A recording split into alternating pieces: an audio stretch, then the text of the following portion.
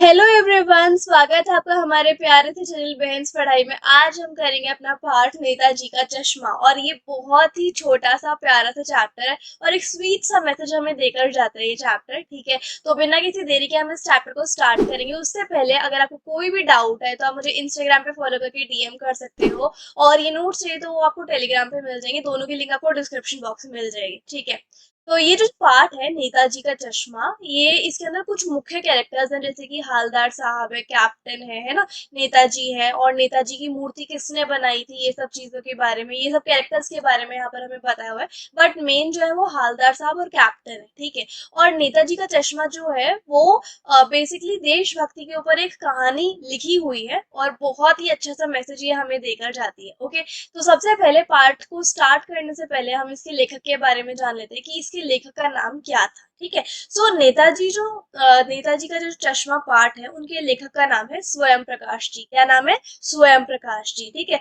अब मेन जो कैरेक्टर है इस चैप्टर के, वो कौन है? हालदार साहब। कौन है? हालदार साहब। ठीक है, तो हालदार साहब जो है ना, वो हर 15वें दिन, कौन से दिन? हर 15वें दिन कंपनी के किसी काम से एक कस्बे से गुजरना पड़ता था उनको, किसी काम की वजह से। ठीक है, और कस्बा जो है वो बहुत ज्यादा बड़ा नहीं था, मतलब उसके अंदर आपको कुछ छोटी छोटी चीजें देखने को मिलेगी। जैसे छोटा सा एक बाजार था, एक लड़कों का स्कूल, एक लड़कियों का स्कूल था, एक सीमेंट का कारखाना था छोटा सा, और दो ओपन सिनेमा घर यानी कि थिएटर्स थे, है ना। एक नगर पालिका थी। नगर पालिका क्या होती है, जिसको आप इंग्लिश में क्या बोलते हो? MCD. Okay, municipal corporation department and all. Okay, तो नगर पालिका यानी कि एमसीडी जो थी, वो कस्बे में कुछ ना कुछ काम कराती रहती थी। जैसे कि कभी कभी सड़कों को पक्का कराने का काम कर देती थी, शौचालय बनाने का काम करवाती थी, कबूतरों की छतरी जिसके ऊपर कबूतर आराम से बैठ जाए, और कभी कभी तो कस्बे में कवि सम्मेलन भी करवा देती थी, मतलब कि कवियों को बुलाती थी और फिर एक फंक्शन सा हो जाता था, है ना। तो ये सब चीजें नगर पालिका वहां पर उस कस्बे में करा देती थी। तो इस बार नगर पालिका के किसी अधिकारी ने पता है क्या किया?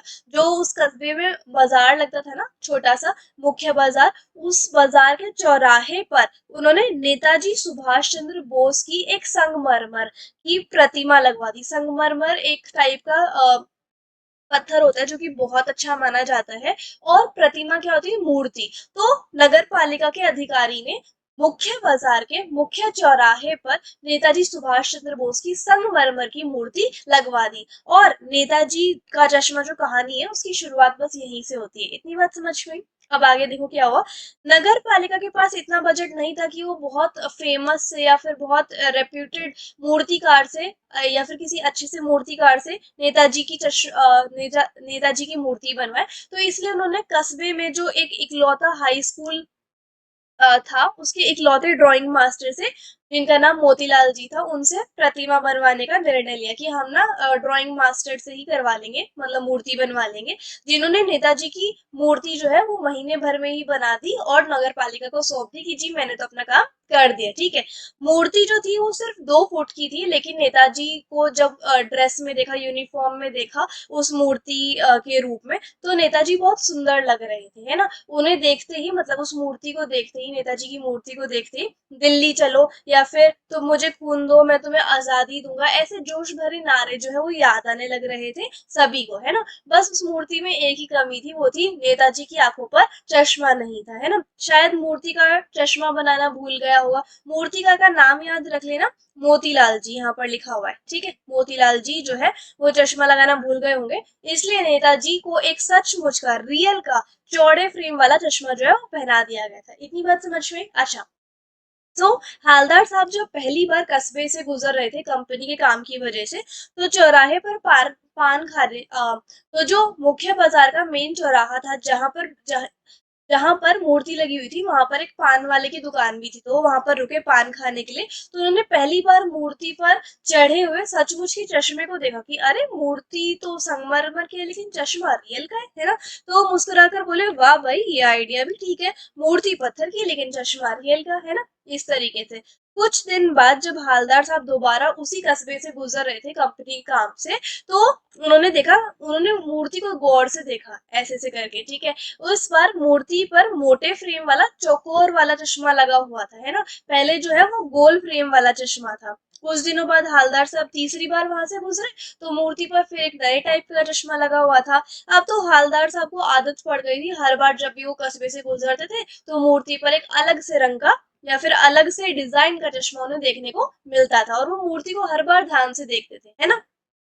एक बार उन्होंने बड़ी उत्सुकता से, एक्साइटेडनेस से पान वाले से पूछ ही लिया, क्यों भाई, क्या बात है, तुम्हारे नेताजी का चश्मा हर बार कैसे बदल जाता है। तो पान वाला जो है उनके मुंह में, हवलदार साहब के मुंह में पान डाल के बोलता है, ये जो काम है ना ये कैप्टन का है, वो हर बार मूर्ति का चश्मा बदल देता है। काफी देर बात करने बाद, कौन बात कर रहे थे, पान वाला और हवलदार साहब, ठीक है। तो दोनों जब बात कर रहे थे तो धीरे धीरे हवलदार साहब की समझ में आने लग गया कि अच्छा, एक चश्मे वाला है जिसका नाम कैप्टन है ना, और उसे नेताजी की मूर्ति बगैर चश्मे के अच्छी नहीं लगती, इसलिए वो जो है अपने छोटे से दुकान में से, मतलब उस कैप्टन की चश्मों की दुकान होती है, तो वो अपनी दुकान में से नेताजी की मूर्ति पर हर थोड़े थोड़े टाइम में चश्मा बदलता रहता है, ठीक है, इस तरीके से।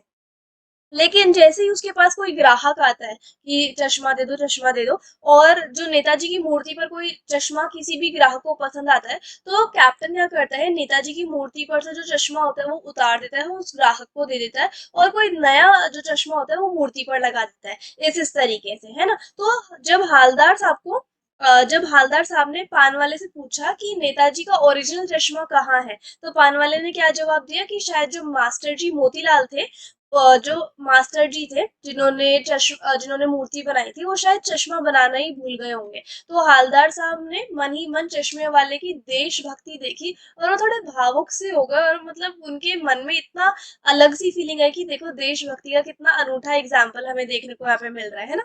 उन्होंने पान वाले से पूछा कि क्या कैप्टन जो चश्मे वाला है वो नेताजी का साथी है या फिर हिंद फौज का कोई पूर्व सिपाही है, कि मतलब आर्मी में थे वो। तो पान वाले ने उत्तर दिया, नहीं साहब, वो लंगड़ा क्या जाएगा फौज में, पागल है पागल, वो देखो वो आ रहा है। तो ये जो ट्यूनिंग, ये जो लैंग्वेज थी ना पान वाले की, ये सब सुनकर हवलदार साहब को बिल्कुल भी अच्छा नहीं लगा। एक टाइम पे तो हवलदार साहब मतलब चश्मे वाले के बारे में इतना अच्छा सोच रहे थे मन ही मन में कि देखो देशभक्ति के लिए चश्मे वाला कितना अच्छा काम कर रहा है, कैप्टन कितना अच्छा काम कर रहा है, और वहीं पर पान वाला उनको ऐसे ऐसे लैंग्वेज में बात करके बोल रहा है। तो हवलदार साहब को पान वाले की ये बात बिल्कुल भी अच्छी नहीं लग रही कि देखो लंगड़ा है पागल है, इस तरीके से। लेकिन उन्होंने जब उस कैप्टन को पहली बार देखा तो बिल्कुल ही हैरान हो गए। एक बेहद बूढ़ा मरियल सा, एकदम डंडी सा लंगड़ा आदमी, सिर पर एक गांधी टोपी और आंखों पर काला चश्मा लगाए हुए आ रहे थे। उनके एक हाथ में तो छोटी सी संदूकची थी और दूसरे हाथ में एक बांस का डंडा था जिसमें बहुत सारे चश्मे थे। मैंने एक ड्राइंग भी बनाई हुई है, इस तरीके से आप देख सकते हैं। ओके, अच्छा अब यहाँ पर देखो, उसे देखकर हवलदार साहब पूछना चाहते थे कि इसे कैप्टन क्यों कहते हैं लोग और इनका वास्तविक नेम क्या है, मतलब वो पूछना चाहते थे, ठीक है। लेकिन पान वाले ने इसके बारे में बात करने से इनकार कर दिया, ठीक है।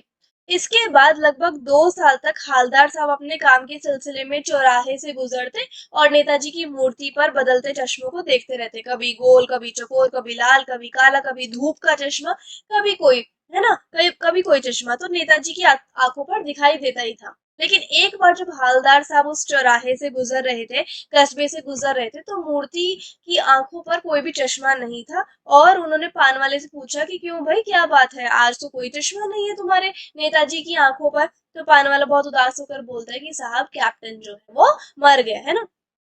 ये सुनकर बहुत दुख हुआ। उसके 15 दिन बाद हवलदार साहब फिर उस कस्बे से गुजर रहे, तो वो सोच रहे थे कि आज भी मूर्ति पर कोई चश्मा नहीं हुआ, इसलिए वो मूर्ति की तरफ नहीं देखेंगे। लेकिन उनकी जैसे आदत बन गई थी कि वो मूर्ति की तरफ देखते ही देखते थे, तो उन्होंने अचानक से नेताजी की मूर्ति की तरफ देखा, और वो ये देखकर शॉक हो गए, आश्चर्यचकित हो गए कि मूर्ति के आगे जो है वो शॉक हो गए और मूर्ति के आगे जाके खड़े हो गए। उन्होंने देखा कि मूर्ति की आंखों पर एक सरकंडे से बना हुआ छोटा सा चश्मा रखा हुआ है, जैसा अक्सर बच्चे अपने खेलने के लिए बनाते हैं। तो ये देखकर हवलदार साहब बहुत भावुक हो गए और उनकी आंखें जो है वो भर आई, ठीक है।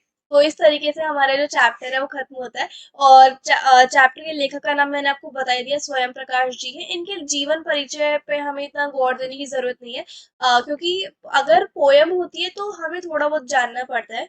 पोएट के बारे में या फिर ऑथर के बारे में। बट अभी के लिए हम सिर्फ ये जाने कि नेताजी का चश्मा जो पार्ट है उसके लेखक का नाम क्या है, ठीक है। तो इस तरीके से हमारे जो पार्ट है वो खत्म होता है। एंड आई होप आपको वीडियो में मेरे समझाने का तरीका अच्छा लगा होगा। So if you like the video and the explanation, then please like, share, comment and subscribe the channel. Thank you so much.